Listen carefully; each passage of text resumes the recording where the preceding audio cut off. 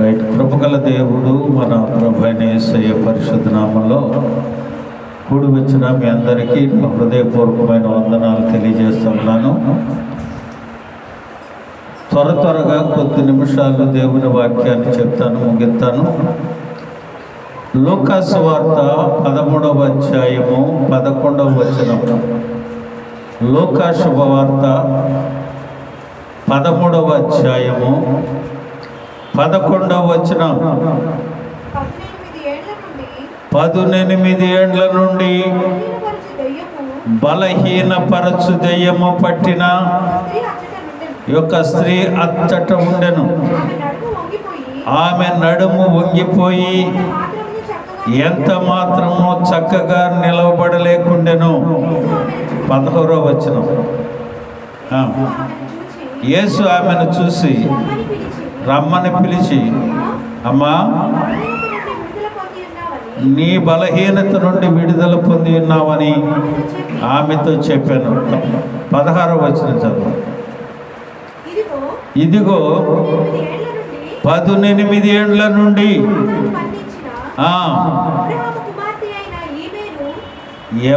ఏం బంధించిందంట?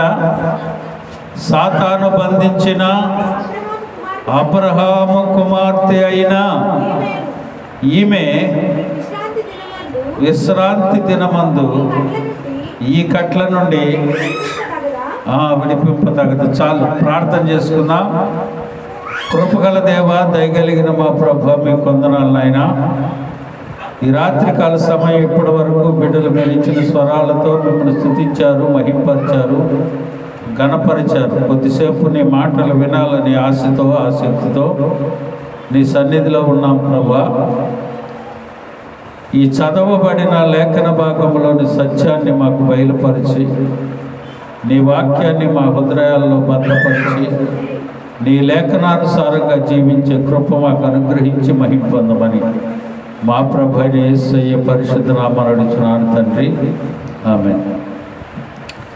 ప్రియమైన దేవుని బిడ్డలారా, చదవబడిన లేఖన భాగంలో 18 ఏండ్ల నుండి ఎవరు బలహీనపరుస్తున్నారు? ఎవరు బలహీనపరుస్తున్నారు?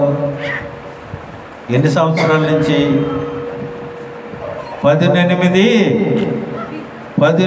ఏండ్ల నుండి ఎవరు బంధిస్తున్నారు? ఏమని బలహీనపరుస్తున్నారు? దెయ్యము బలహీనపరుస్తుంది. 16వ వచనంలో ఏం చెప్పాడు? ఈమెను అబ్రహాము కుమార్తె అన్నాడు. అబ్రహాము ఎవరో?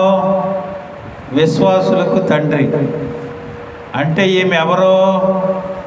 విశ్వాసము కలిగిన స్త్రీ. ఎన్ని సంవత్సరాల నుంచి మందిరానికి వస్తుంది? 18 ఏండ్ల నుంచి వస్తూ ఉంది. ఈమె విశ్వాసము కలిగిన ఆవిడే. ఈమె ప్రార్థనకు వచ్చే ఆవిడే. ఈమె ప్రార్థనలో ఉన్నది. యేసు ప్రభు వారు బోధించేటప్పుడు, ఆమెను పిలిచేటప్పుడు, ఆమెకి నెమ్మదినిచ్చేటప్పుడు, ఆ దయ్యమును వదలకొట్టేటప్పుడు కూడా ఆమె ఎక్కడుంది? ఎక్కడుంది? ఆమె దేవుని మందిరములో ఉంది. హల్లెలూయా. ఎక్కడుంది ఆమె? దేవుని మందిరంలో ఉంది. దేని చేత బంధించబడింది? దెయ్యము చేత, దురాత్మ చేత బంధించబడింది. అర్థమవుతుందా ఇప్పుడు? ఎక్కడుంది? దేని చేత బంధించబడింది? అక్కడ ఎవరున్నారు? అక్కడ ఎవరున్నారండి? యేసయ్య ఉన్నాడు అక్కడ. అక్కడ ఇంకోళ్ళు ఎవరున్నారు? దెయ్యము ఆమెను పట్టుకొని ఉంది. యేసయ్య అక్కడే ఉన్నాడు. మందిరంలోనూ ఉన్నారు అందరూ. ప్రియమైన దేవుని బిడ్డలారా, చాలా జాగ్రత్తగా దేవుని వాక్యాన్ని వినాలి. 18 సంవత్సరాల నుంచి అబ్రహాము కుమార్తెగా విశ్వాస జీవితంలో కొనసాగుతున్న ఈమె యేసయ్య గమనించేంత వరకు ఆమె 18 సంవత్సరాల నుంచి బాధపడతానే ఉంది. అంటే దెయ్యం ఏం చేస్తూ ఉంది? దురాత్మ ఏం చేస్తుంది? మనుషులు ఏం చేస్తుంది? బలహీనపరుస్తూ ఉంది. ప్రార్థనకు వస్తూనే ఉన్నాం, ప్రార్థనలో పాల్గొంటూనే ఉన్నాం, ఉపవాస ప్రార్థనలకు వస్తూనే ఉన్నాం, అన్నీ జరుగుతూనే ఉన్నాయి, కానీ బలహీనపరిచి దెయ్యం పట్టుకొని అది యేసయ్య గమనించి దాన్ని వదలుకుంటేంత వరకు పట్టుకుంటానే ఉంది. గమనించండి, అది దురాత్మ చేసే పనుల విషయంగా మీకు కొన్ని విషయాలు మీకు చెప్తాను నేను. ఇంకొకరిని పట్టుకొని చూడండి. మార్కు సువార్త 9వ అధ్యాయము 17-18 వచనాలు చదవండి. జన సమూహములలో ఒకడు, బోధకుడా, మూగదయ్యము పట్టిన నా కుమారుడు నీ యొద్దకు తీసుకుని వచ్చి తిని అది ఎక్కడ వానిని పట్టుకొనునో అక్కడ వానిని పడద్రోయును. అప్పుడు వాడు నొరగ కార్చుకొని పండ్లు కొరుకుకొని మూర్ఛిల్లును. దానిని వెళ్ళగొట్టుడని నీ శిష్యులను అడిగితిని, కానీ అది వారి చేత కాదయదని అతనితో చెప్పాను. హల్లెలూయా. ఏం పట్టుకుందంట? ఏ దెయ్యం అంట ఇది? మోగ దెయ్యం. పట్టుకున్నప్పుడల్లా ఏం చేస్తుంది? వాడిని పడదోస్తుంది. వాడు నొరక్కక్కుని పండ్లు కొరుకుతూ ఉన్నాడట. గమనించండి, కొన్ని విషయాలలో ప్రార్థన చేసేటప్పుడు ఆత్మ మనం ప్రార్థించేటప్పుడు అది దురాత్మ ఏదో గమనించగలిగేటట్లుగా మనం ఉండాలి. ఒక దెయ్యమేమో నడువు వంగ చేసింది 18 సంవత్సరాల నుంచి, ఒక దెయ్యమేమో ఈయన మోగోండి చేసింది, పడగొట్టేస్తుంది, నొరక కట్టుకున్నట్టు చేస్తుంది బాల్య దశ నుంచి. ప్రియమైన దేవుని బిడ్డలారా, చాలామంది అనుకుంటుంటారు దెయ్యాలు గీయాలు ఈ కాలంలో దెయ్యాలేంటి అని అనుకుంటుంటాం మనం. ఈ కాలంలో దెయ్యాలు ఏంటండి? అసలు ఎవడు చెప్పాడు మీకు దెయ్యాలు ఉన్నాయని అని అంటాడు. కానీ బైబిలు చదివిస్తూ ఉంది కదా. యోబు గ్రంథము 2వ అధ్యాయము 7వ వచనం చదవండి. యోబు గ్రంథము 2వ అధ్యాయము 7వ వచనం. కాబట్టి అపవాది యెహోవా సన్నిధి నుండి బయలు వెళ్ళి అరికాలు మొదలుకొని నడినెత్తి వరకు ఏంటంట? ఎక్కడి నుంచి? అరికాలు మొదలుకొని నడినెత్తి వరకు బాధగల కురుపులతో ఏబును మొత్తిందంటది. అంటే దానికి ఎంత పవర్ ఉందో చూడండి. నడుముగ్గేటట్టు చేస్తుంది, మోగోళ్ళని చేసేస్తుంది, నొరకక్కునేటట్లు చేసేస్తుంది, లేవలేని పరిస్థితుల్లో బలహీనపరిచేస్తుంది.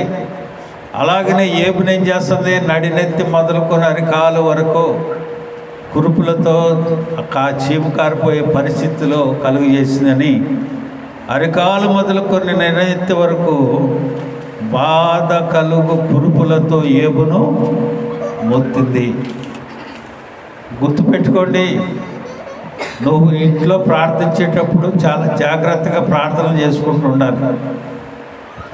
ప్రార్థన చేయకపోతే దీని పని ఎక్కువైపోతుంది, నువ్వు పని చేయకపోతే. తర్వాత చూడండి, మత్తయి సువార్త 9వ అధ్యాయము 32-33 వచనాలు చూడండి.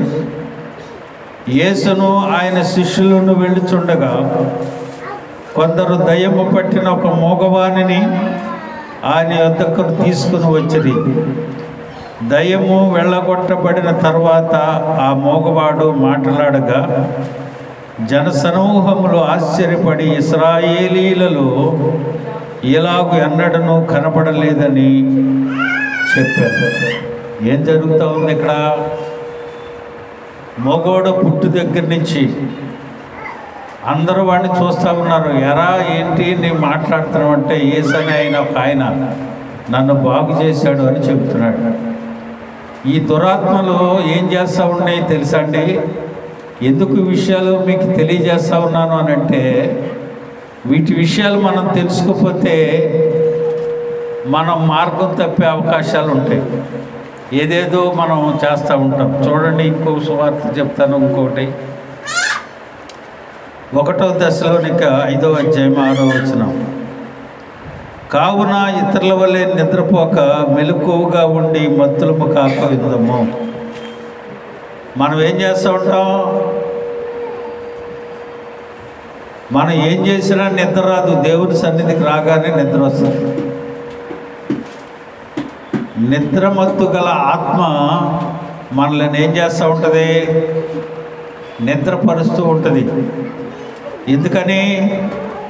దేవుని మాటలు వినకుండా, దేవుడు చేసే కార్యాలు మనం వినకుండా, మనం ఏం చేయాలో తెలుసుకోకుండా, అది మనల్ని ఆటంకపరచడానికి నిద్రగల ఆత్మను మనం పొందుకునేటట్టుగా ఉంటాం. లేదండి, నేను చాలా ప్రార్థనాపరురాలని, నేను చాలా ప్రార్థనాపరుణ్ణి, వాక్యం నాకు బాగా తెలుసు, వాక్యము నేను చెప్పగలను అని మనం అనుకోవటానికి వీల్లేదు. దురాత్మ ఏ రీతిగా నేను ఆవరిస్తూ ఉంటుందో అది మనం తెలుసుకోవాలి. అటు బయటికి తీసుకెళ్ళండి, రికార్డ్ అవుతుంది అక్కడ. తెలుసుకోవాలి. తెలుసుకోకపోతే మనం చాలా ఇబ్బందికరమైన పరిస్థితిని మనం ఎదుర్కోవాల్సి వస్తుంది. మొదటి యోహాను సువార్త, యోహాను పత్రికలో 4వ అధ్యాయం 6వ వచనంలో ఒక చక్కని మాట అక్కడ వ్రాయబడి ఉంది. మనము దేవుని సంబంధులము, దేవుని ఎరిగిన వాడు మన మాట వినను, దేవుని సంబంధి కానివాడు మన మాట వినడు. ఇందువల్లనే మనము సత్య స్వరూపి అయిన ఆత్మ ఏదో, భ్రమపరచు ఆత్మ ఏదో తెలుసుకొనుచున్నాము. భ్రమపరిచే ఆత్మ ఏదో, నిద్రమత్తు గల ఆత్మ ఏదో, నిన్ను భ్రమపరిచే ఆత్మ ఏదో నువ్వు తెలుసుకోవాలి. తెలుసుకోగలిగిన రోజునే నువ్వు చేసే పనికి ప్రతిఫలం ప్రభు మనకు అనుగ్రహిస్తాడు. సరే, ఈ రీతిగా మోగ దెయ్యం, నడుము వంగ పెట్టే దెయ్యం, పడగొట్టే దెయ్యం, నొరకార్చే దెయ్యం, బాల్య దశ నుంచి ఈ నడలేని పరిస్థితిలో ఉన్నవారిని చూస్తూ ఉంటాం కదా. ప్రియమైన దేవుని బిడ్డలారా, మొన్న మీకు చెప్పాను కదా, నేను ఏమని చెప్పాను? ఒక విషయం మీకు చెప్పాను. నేను గుర్తున్నా మీకు ఏం చెప్పాను? ఒక సువార్థికుడు కరపత్రాలు పట్టుకొని ట్రైన్లో పంచుతూ ఉన్నాడట. కరపత్రాలు పంచుతూ ఉంటే అక్కడ కూర్చున్న ఒక హిందూ మహిళ ఆయన్ని చెంప మీద కొట్టిందంట. ఇచ్చేటప్పుడు నాకు అవసరం లేదని చెప్పచ్చు, కానీ అది ఇస్తున్నందుకు చెంప మీద కొట్టి, ఏంట్రా ఇదే పని నీకు, ఏంటి నువ్వు చేసే పని? ఆయన్ని కొట్టేటప్పటికి ఆయన ఏమనకుండా ఆ కరపత్రం తీసుకొని పక్కకెళ్ళి అలా మొఖం తుడుచుకొని మరలా ఇవ్వటం. అమ్మ, యేసే రక్షకుడు, యేసు నమ్ముకోండి, మీ పాపాలను కడిగేది యేసయ్యే, మీ పాపాలను తొలగించేది యేసయ్యే అని చెప్తూ ఉన్నాడు. ఇలాంటి సమయంలో మరలా పెట్టి దించి తీసుకొని వస్తూ ఉన్నాడు. వచ్చేటప్పుడు మరలా ఇచ్చుకుంటూ వస్తూ ఉంటే మరలా ఈ సందులో మా కొట్టిన ఆవిడ దగ్గర నుంచే మరలా ఒక ఆయన లేపి ఇవ్వబోతూ ఉంటే మరలా లేచి కొట్టబోతున్నప్పటికీ పక్కన కూర్చున్న తన కుమారుడు అన్నట, అమ్మా ఆయన కొట్టొద్దమ్మా, ఆయన్ని దేవుడే పంపాడు అన్నాడట. హల్లెలూయా. ఎవరు పంపారట? దేవుడే పంపాడమ్మా ఆయన్ని, ఆయన కొట్టబాకు అన్నాడట. వెంటనే పక్కకు తిరిగి ఆ తల్లి గబగబా చేతులు పట్టుకొని, అయ్యా దయతో నన్ను క్షమించని వంగి కాళ్ళు పట్టుకున్నాను. ఇంతకీ జరిగిన విషయం ఏంటయ్యా అంటే, ఆ బాలుడు పుట్టిన మొదలుకొని అప్పటి వరకు మోగోడు. అర్థమవుతుందా మీకు? ఎందుకు ఆ తల్లి ముందు చెంప మీద కొట్టి రెండవసారి కాళ్ళు పట్టుకోవాల్సిన పరిస్థితి వచ్చింది అంటే, ఆ మోగ పిల్లోడు మాట్లాడుతున్నాడు. పుట్టింది మొదలుకొని మాట్లాడని పిల్లోడు మాట్లాడుతూ ఉన్నాడు. పట్టుకొని గప్పుకొని, క్షమించయ్యా దయతో, నీ దేవుడు ఇంత గొప్ప దేవుడని నేను అనుకోలేదు, నీ దేవుడు గొప్ప దేవుడయ్యా అన్నదంట. వెంటనే చూసి అన్నాడు, దేవుడే పంపాడు నిన్ను, నిన్ను దేవుడే పంపాడు, మేము ప్రయాణం వెళ్ళటం ఏంటి, నువ్వు మా దగ్గరికి రావటం ఏంటి, నేను నిన్ను కొట్టడం ఏంటి, దేవుడి కార్యం చేయటం ఏంటి? ఆ రైలు పెట్టెలో ఉన్న వాళ్ళందరూ వచ్చి ఎగబడి చూస్తున్నారట. ఏంటి ఏంటి ఏంటి అని అంటే చెప్తుందంట ఆమె. అంత ట్రైన్లో అంత జనంలో కూడా ఏమంటుంది, యేసే నిజ రక్షకుడు, యేసుని నమ్ముకోండి అని ఆమె సాక్ష్యం చెప్తుంది. హల్లెలూయా. మన జీవితాలలో ఎన్ని సంవత్సరాల నుంచి మనం ఉన్నా మనం చెయ్యం. ఒక్కడన్నా సువార్త చెప్పగలిగేటట్టున్నావా? ఒక్కరోజైనా ఎవరికైనా? ఇంటిలోనే మనకు పడదు, ఇంటిలోనే మనం ఐక్యత కలిగలేము. బయటికి వెళ్ళి సువార్తను ఎలా చదువుతాం? నిజరక్షకుడు చాటి చెప్పాలంటే నీ పని అది. దేవుడు నిన్ను రక్షించాడు, నీ పాపంలో నుంచి విడుదల కలిగించాడు. నువ్వు ఇంకొకరికి చెప్పాలిగా ఆయన సాక్ష్యాన్ని, ఇంకొక ఆత్మను నువ్వు రక్షించాలిగా. ప్రియమైన దేవుని బిడ్డలారా, ఈ రాత్రి దేవుని వాక్యాన్ని వింటున్న నీవు, దేవుడు సర్వశక్తిమంతుడు, సమస్తము చేయగల సమర్థత కలిగిన దేవుడు మన యేసయ్య ఒక్కడే. హల్లెలూయా. ఏం చేస్తా ఉన్నావు? సరే, ఇంత భ్రమపరిచే ఆత్మలు, దురాత్మలు, నిద్రపాత ఆత్మలు, నడుమొగ్గిపోయే ఆత్మలు, బలహీనపరిచే ఆత్మలు, నడునెత్తి మొదలుకొని అరికాల వరకు ఏబును మొత్తిన ఆత్మలు ఇవన్నీ ఉన్నాయి. అయితే వీటిని మనం ఎదుర్కోవాలంటే ఎలాగా? ఈ వాక్యాన్ని చెప్తే చాలా టైం అవుద్ది. కొద్దిగా షార్ట్లో ఒక 5 నిమిషాల్లో నేను ముగించేస్తాను. 10 శక్తులు ఉన్నాయి. ఆ 10 శక్తులు యేసయ్యతో ఉన్నాయి. వాటిని కానీ నువ్వు పొందుకొని ఉంటే దేవుని ఆత్మ నీలో పనిచేస్తూ దురాత్మలు నీ దరిదాపు కూడా రాకుండా ఆపగలిగే శక్తి ఆ దేవుని ఆత్మకు ఉన్నాయి. హల్లెలూయా. మొదటిగా మనం చూసినట్లయితే వాక్యపు శక్తి, వాక్యము అనే శక్తి. ఎందుకనగా దేవుని వాక్యము సజీవమైన బలము గలదై, రెండంచుల ఎటువంటి ఖడ్గము కంటే వాడిగా ఉండి ప్రాణాత్మల కీళ్లను మూలుగులను విభజించినంత మట్టుకును దూరుచు హృదయం యొక్క తలంపుల ఆలోచనలు శోధించుచూ ఉన్నది. దేవుని వాక్యపు శక్తి నీలో ఉండాలి. భక్తుడైన దావీదు అంటాడు, అయ్యా నీ ఎదుట నేను పాపం చేయకుండానట్లు నా హృదయంలో నీ వాక్యమును ఉంచుకుందును. హల్లెలూయా. నీ హృదయంలో వాక్యము ఉంటే కలవరం రాదు, భయం రాదు, ఎవడో సాతానుడు నీ యొద్దకు రానే రాడు. రెండవది త్వరగా చెప్పేస్తాను, టైం లేదు కనుక, సిలువ శక్తి కావాలి. సిలువను గురించిన వార్త నశించుతున్న వారికి వెర్రితనం, కానీ మనకైతే అది దేవుని శక్తి అని అపోస్తలుడైన పౌలు కొరింథీ సంఘానికి రాస్తాడు. సిలువను గురించిన వార్త. అందుకని మనం ఏమంటాం? యేసు రక్తమే జయం, సిలువ రక్తమే జయం, యేసు రక్తమే జయం, సిలువ రక్తమే జయం అంటాం. హల్లెలూయా. అందులోనే శక్తి. మొదటిగా వాక్యపు శక్తి. ఆది యందు వాక్యం ఉండెను, వాక్యము దేవుడై ఉండెను, ఆ వాక్యమే దేవుని యందు ఉండెను, ఆ వాక్యమే కృపా సత్య సంపూర్ణుడిగా మన మధ్యకు వచ్చాడు. ఆయనలోని శక్తి ఉంది, ఆ వాక్యమే శక్తి. ఆ వాక్యమే సిలువధారి అయి సిలువలో ఎక్కి రక్తం కార్చి నీకు శక్తిని ఇవ్వటానికి వచ్చాడు. సిలువను గురించిన వార్త నశించుతున్న వారికి వెర్రితనము, కానీ మనకైతే అది దేవుని శక్తి అయింది. హల్లెలూయా. అందుకనే నువ్వు నిత్యము వాక్యాన్ని ధ్యానం చేసుకుంటూ, నిత్యము సిలువను గురించిన వార్తను వింటూ, యేసు ప్రభు నా కొరకే ఈ లోకానికి వచ్చాడు, నా కొరకే, నా పాపాల కొరకే ఆయన సిలువలో రక్తం కార్చి ఆ రక్తం ద్వారా నన్ను పరిశుద్ధపరిచాడని నీవు నిత్యము సువార్తను ప్రకటించే దానిగా ఉండాలి. మూడవది పునరుద్ధానపు శక్తి. మొదటిది వాక్యపు శక్తి, రెండవది సిలువ శక్తి, మూడవది పునరుద్ధానపు శక్తి. ఫిలిప్పీ పత్రిక 3వ అధ్యాయము 10-11 వచనాలు మనం చూసినట్లయితే, ఏ విధము చేతనైనను మృతులలో నుండి నాకు పునరుద్ధానము కలుగవలనని ఆయన మరణ విషయంలో సమానుభవము గలవాడనై ఆయన పునరుద్ధాన బలము ఎరుగు నిమిత్తము అంటాడు. హల్లెలూయా. ఆయన పునరుద్ధానములో ఏముందట?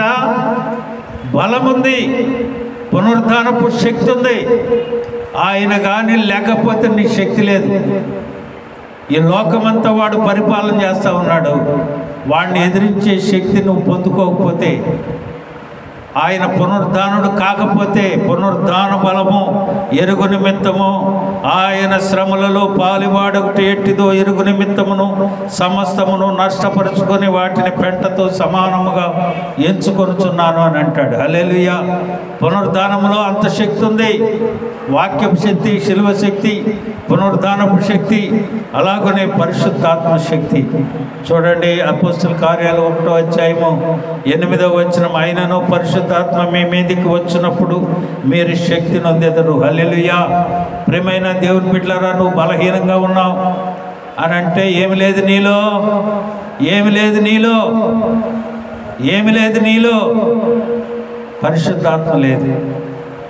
బలహీనంగా నువ్వు ఉన్నావు అని అంటే నీలో పరిశుద్ధాత్ముడు పనిచేయటం లేదు. దేవుని ఆత్మ అంటా ఉంది కదా, పరిశుద్ధాత్మ మీ మీదికి వచ్చినప్పుడు మీరు శక్తి పొందుదురు కనుక మీరు యెరూషలేములోను యూదయ సమరయ దేశములంతటను భూదిగంతముల వరకు నాకు సాక్షులై ముందురు అని చెప్పాను. హల్లెలూయా. ప్రియమైన దేవుని బిడ్డలారా, ఈ రాత్రికాల సమయం దేవుని వాక్యాన్ని వింటున్న నీవు శక్తిని పొందుకోవాలి అని అంటే ఇన్ని ఉన్నాయి. ప్రభువుని ఎరుగుటలో ఉన్న శక్తి, ప్రభు కొరకు ఎదురు చూచుటలో ఉన్న శక్తి, యెహోవాను ఆనందించుటలో శక్తి, ప్రభువు రక్తపు శక్తి. 1 యోహాను 1:7 ఆయన అంటాడు కదా, అయితే ఆయన వెలుగులోనున్న ప్రకారము మనమును వెలుగులో నడిచిన యెడల మనము అన్యోన్య సహవాసం గలవారం అయ్యుందుము. అప్పుడు ఆయన కుమారుడైన యేసు రక్తము ప్రతి పాపముల నుండి మనలను పరిశుద్ధులుగా చేయను. హల్లెలూయా. ప్రభువు రక్తపు శక్తి అండి, అంత పవర్ ఉంది. ఆయన రక్తములో అంత పవర్ ఉంది. నీ పాపాలన్నీ కడిగే శక్తి. ఆయన రక్తమే మన పాపములకు మందు. హల్లెలూయా.